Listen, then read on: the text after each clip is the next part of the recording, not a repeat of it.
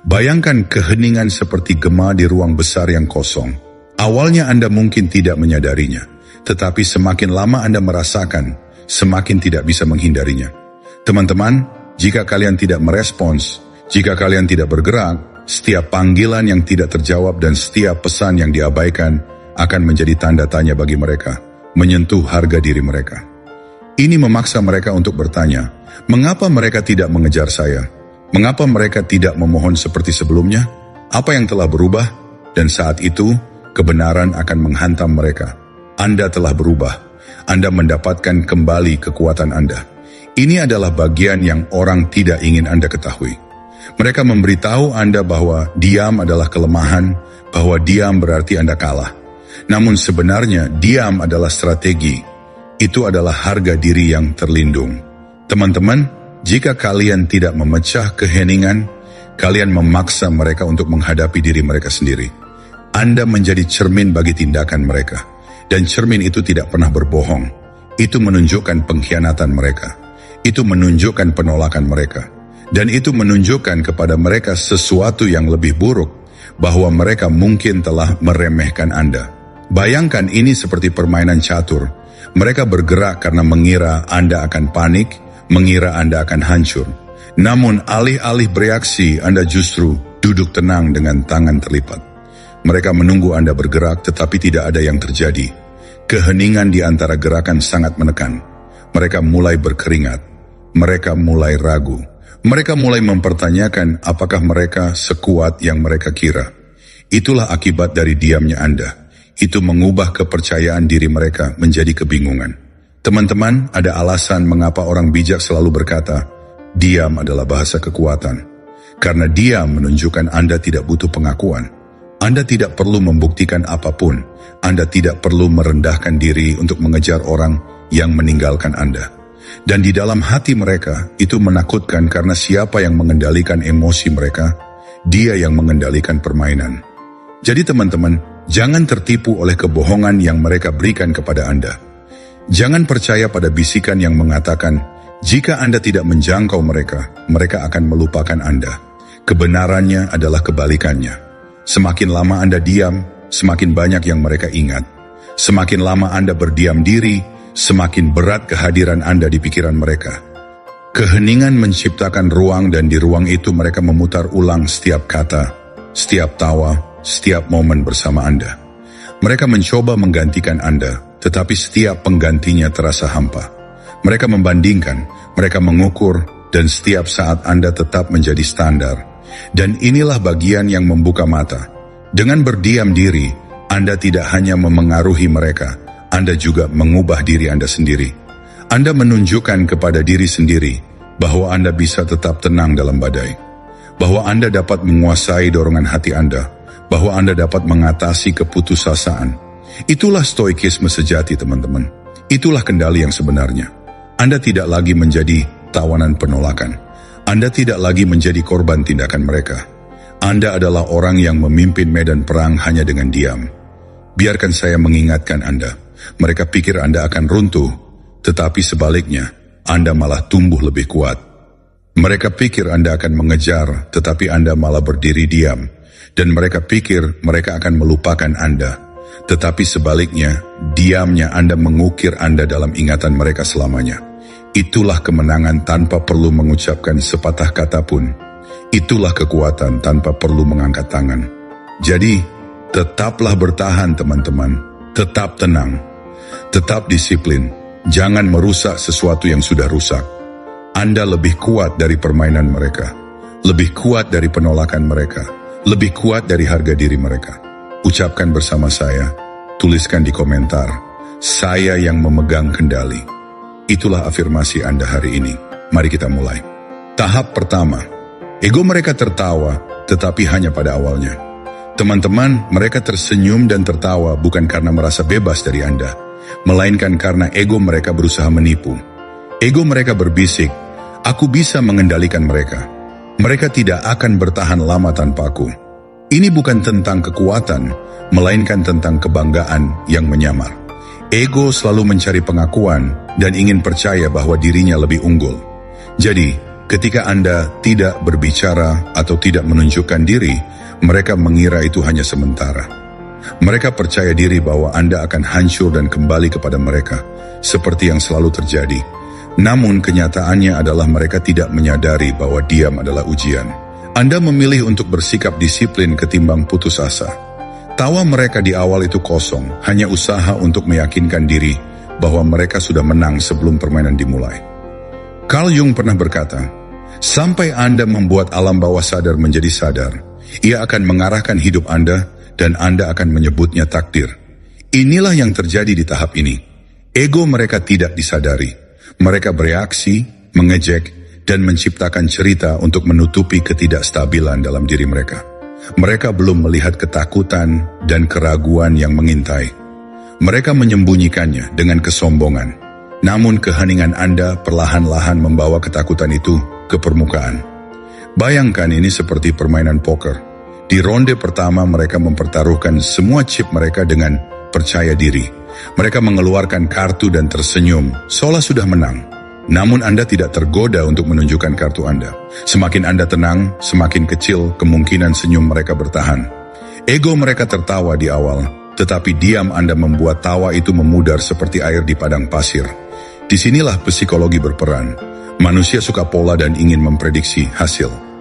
Ketika Anda tidak menjelaskan atau mengejar mereka, mereka menjadi bingung. Ketika Anda tiba-tiba menghilang dalam keheningan, itu mematahkan pola yang biasa mereka harapkan. Memutus pola selalu menciptakan ketegangan. Ego tidak suka ketegangan, ia ingin kenyamanan dan kontrol. Maka mereka tertawa, tetapi di dalam hati mereka, itu adalah tawa yang gugup. Pikiran bawah sadar mereka tahu bahwa keheningan ini berbeda. Pikirkanlah berapa kali orang meremehkan Anda, mengira Anda akan menyerah di bawah tekanan. Namun Anda masih di sini, berdiri kuat. Diam Anda adalah bukti pertumbuhan Anda, dan mereka tidak bisa menerima itu. Jika Anda tidak hancur, berarti mereka salah tentang Anda. Tidak ada yang lebih menyakitkan bagi ego selain terbukti salah. Mengapa mereka kesulitan menghadapi kesunyian ini? Karena diam adalah cermin, dan ego membenci cermin. Ketika Anda tidak berbicara atau menjelaskan diri, mereka terjebak dengan pikiran mereka sendiri. Awalnya mereka tertawa untuk mengalihkan perhatian dari kegelisahan. Namun saat malam berlalu tanpa pesan dari Anda, cermin itu semakin jelas. Apa yang mereka lihat? Kekosongan, ketakutan akan dilupakan, dan retakan dalam diri mereka. Ego tumbuh subur di depan penonton. Sebuah lelucon hanya lucu jika ada orang lain yang tertawa. Namun, ketika mereka tertawa dan tidak ada respons dari Anda, tawa mereka hanya bergema di ruangan kosong. Gema itu berubah menjadi ejekan, bukan tentang Anda, tetapi tentang diri mereka sendiri. Mereka mulai mempertanyakan hal-hal yang tak pernah mereka duga. Mengapa mereka tidak hancur? Mengapa mereka tidak mengejar Anda? Mengapa keheningan ini semakin berat? Perlahan senyuman mereka memudar. Keheningan yang mereka kira akan mengungkap kelemahan Anda, justru memperlihatkan kelemahan mereka. Diam bukan berarti lemah, itu adalah penguasaan. Anda memegang kekuatan tanpa perlu menunjukkan, karena Anda tahu bahwa kekuatan Anda tidak perlu dibuktikan. Itulah sebabnya Jung juga berbicara tentang bayangan diri yang kita coba sembunyikan. Keheningan Anda memaksa mereka menghadapi bayangan mereka sendiri. Kesombongan dan asumsi mereka terungkap, dan itu tidak menyenangkan. Itulah mengapa tawa mereka memudar. Mengapa keheningan mengguncang mereka? Karena diam berarti mereka tidak lagi mengendalikan cerita.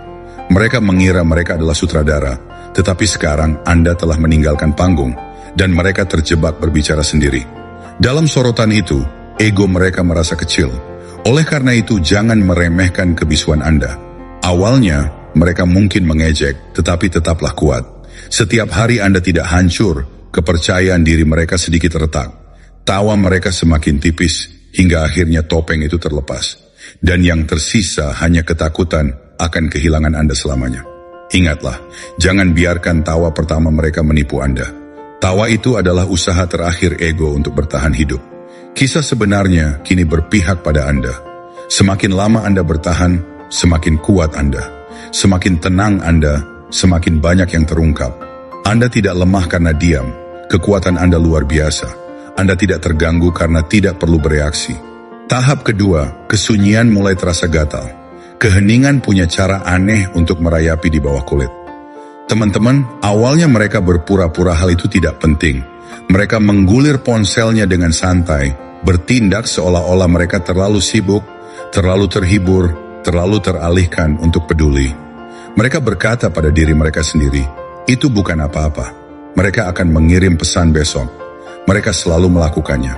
Ego suka mempercayai bahwa dirinya masih memegang kendali. Namun kemudian hari-harinya bertambah panjang. Tak ada panggilan, tak ada pesan teks, tak ada notifikasi kecil yang menampilkan nama Anda di layarnya. Dan saat itulah keheningan mulai terasa gatal. Awalnya terasa samar, seperti gigitan nyamuk yang coba Anda abaikan. Namun semakin Anda menahan diri untuk tidak menggaruk, semakin tidak tertahankan rasanya. Itulah yang terjadi pada mereka saat Anda diam terus-menerus. Ia mulai menggores harga diri mereka, mengupas kepercayaan diri yang pernah mereka kenakan seperti baju zirah. Disinilah pikiran mereka menjadi gelisah. Mereka tidak mau mengakuinya, tetapi mereka menyadari ketidakhadirannya. Keheningan di mana suara Anda dulu terdengar, kini lebih keras daripada kata-kata apapun yang bisa Anda ucapkan. Bayangkan seperti berdiri di sebuah ruangan yang jamnya berdetak tiada henti. Awalnya, Anda tidak menyadarinya, tetapi semakin lama Anda duduk di ruangan itu, semakin keras bunyi detaknya. Tik, tik, tik. Dan segera hanya itu yang dapat Anda dengar. Itulah akibat dari diamnya Anda. Itu menjadi jam yang berdetak di pikiran mereka, mengingatkan mereka tentang apa yang hilang. Ironisnya, teman-teman, mereka pikir Anda akan merangkak kembali sekarang. Mereka mengira Anda akan menyerah dalam hitungan jam, mungkin hari, sangat ingin mendengar suara mereka, sangat ingin mendapatkan persetujuan mereka lagi. Tapi Anda tidak melakukannya. Anda tetap disiplin. Dan semakin lama Anda berdiam diri, semakin runtuh ilusi mereka. Tiba-tiba mereka tidak merasa sekuat dulu. Tiba-tiba mereka menyadari bahwa mereka mungkin tidak sepenting yang mereka yakini. Dan itu adalah pemikiran yang tidak dapat ditoleransi oleh ego mereka. Carl Jung kerap berbicara tentang konflik antara persona, topeng yang kita kenakan, dan bayangan, kebenaran yang kita coba kubur. Pada tahap ini, persona mereka masih kuat. Mereka akan bertindak tanpa terpengaruh.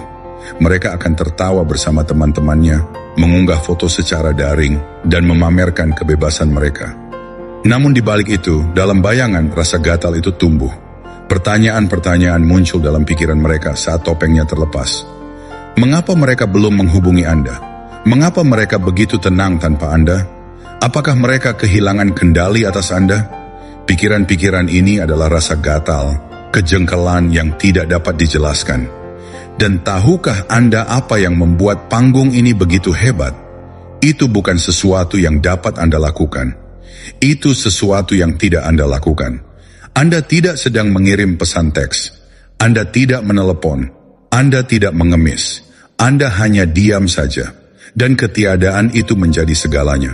Hal itu membuat mereka resah karena menghilangkan senjata favorit mereka, yakni kendali. Mereka tidak dapat memprediksi Anda lagi. Mereka tidak dapat memakan energi Anda. Mereka tidak dapat mengandalkan pola yang mereka anggap permanen. Dan manusia takut pada hal yang tidak diketahui lebih dari apapun. Bayangkan mereka sedang asyik memainkan ponselnya di malam hari. Mereka membuka kunci layar, setengah berharap nama Anda ada di sana, tetapi ternyata tidak. Mereka menyegarkan aplikasinya, berharap mendapat sedikit petunjuk tentang Anda. Mungkin suka, mungkin dilihat, mungkin tanda-tanda bahwa Anda masih berada di sekitar mereka, tetapi nihil. Kekosongan itu membakar dan rasa gatal bertambah kuat. Mereka mencoba mengalihkan perhatian mereka, mungkin dengan orang lain, tetapi bayangan Anda terus menyusup. Setiap saat hening mengingatkan mereka bahwa Anda tidak berada di tempat yang mereka kira. Anda lebih kuat, Anda yang memegang kendali.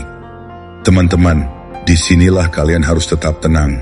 Disinilah banyak orang putus asa, berpikir jika aku tak mengulurkan tangan, mereka akan melupakanku. Namun itu adalah kebohongan yang ego ingin Anda percayai. Sebenarnya diam tidak pernah membuat mereka lupa. Itu membuat mereka mengingatnya. Ketidakhadiran suara Anda memperkuat ingatan akan kehadiran Anda. Dan ingatan itu jauh lebih kuat daripada teks apapun yang dapat Anda kirim. Jadi izinkan saya memotivasi Anda di sini. Tahan dengan stabil. Jangan garuk rasa gatal itu demi mereka. Biarkan mereka merasakannya. Biarkan mereka berguling-guling. Biarkan mereka menggulir dan tidak menemukan apapun. Saat itulah keheningan menunjukkan keajaibannya. Saat itulah harga diri mereka mulai retak dan saat itulah Anda mulai menang. Tahap ketiga, mereka membandingkan semua orang dengan Anda. Pikiran manusia membenci kekosongan, teman-teman. Ia tidak tahan dengan kekosongan. Ketika Anda terdiam, ketika Anda menolak untuk berhenti, ruang yang Anda tinggalkan tidak akan tetap kosong lama-lama. Itu akan terisi dengan kenangan tentang Anda. Awalnya mereka mencoba menyangkalnya. Mereka berkata pada diri sendiri bahwa mereka telah move on. Mereka mengatakan pada diri mereka sendiri bahwa mereka telah menggantikan Anda. Mereka mengatakan pada diri mereka sendiri bahwa mereka telah menang. Namun ingatan tidak tunduk pada kesombongan. Memori tidak menjawab ego. Dan semakin lama Anda diam, semakin pikiran mereka kembali kepada Anda. Jadi apa yang mereka lakukan? Mereka mulai mencari gangguan. Mereka keluar. Mereka bertemu orang baru. Mereka tertawa lebih keras dari sebelumnya. Mereka mengunggah foto-foto kebahagiaan mereka secara daring. Namun inilah kebenarannya. Setiap percakapan terasa membosankan dibandingkan dengan api yang pernah Anda bawa. Setiap senyuman yang mereka paksakan tidak sepenuhnya mencapai kedalaman senyuman yang mereka bagikan kepada Anda. Dan ketika musik memudar, ketika tawa berhenti, ketika pesta berakhir, di sanalah Anda berada dalam keheningan lagi. Kekosongan yang mereka coba tutupi kini lebih keras dari sebelumnya. Dan Anda adalah orang yang mengisinya. Itu seperti mencoba minum air setelah mencicipi anggur yang enak. Tiap teguknya terasa datar. Setiap tetesnya terasa kosong. Itulah yang terjadi ketika mereka mencoba menggantikan Anda. Mereka pikir mereka akan menemukan versi lain dari Anda. Seseorang yang dapat memberi mereka percikan yang sama, kehangatan yang sama, tarikan yang sama. Namun apa yang sebenarnya mereka ciptakan hanyalah bayangan Anda, sebuah siluet, tiruan yang buruk. Dan jauh di lubuk hati mereka, mereka tahu itu.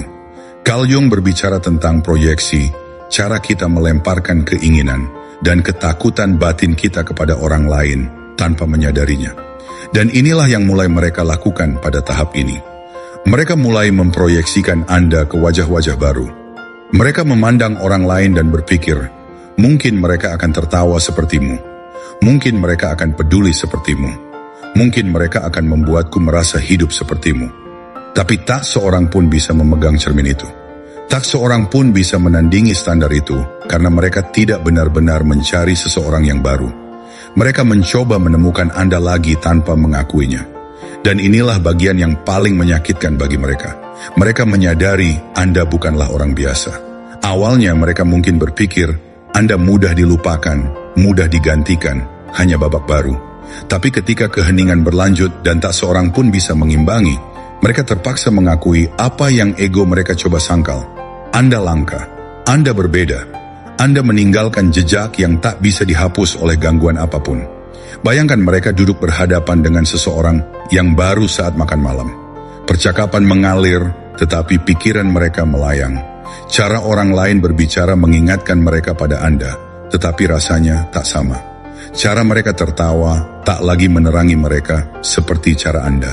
Bahkan cara mereka memandang ke seberang meja tak bisa mencapai kedalaman tatapan yang pernah Anda berikan. Dan tiba-tiba, apa yang seharusnya terasa menggairahkan terasa seperti tiruan, pengganti yang murahan. Saat itulah kekosongan terasa semakin berat. Saat itulah mereka menyadari bahwa mereka membandingkan setiap wajah dengan wajah Anda, dan setiap wajah itu gagal. Inilah mengapa diam adalah kekuatan yang begitu dahsyat. Karena ketika Anda diam, Anda membiarkan pikiran mereka bekerja untuk Anda. Anda tidak perlu mengingatkan mereka tentang nilai Anda. Pikiran mereka sendiri yang menyeret mereka kembali kepada Anda. Hati mereka sendiri mengkhianati harga diri mereka. Dan segera mereka mulai membenci pengganti yang mereka tuju, karena setiap perbandingan yang gagal hanya membuktikan satu hal. Anda adalah orang yang seharusnya tidak mereka lepaskan. Jadi teman-temanku mengerti ini.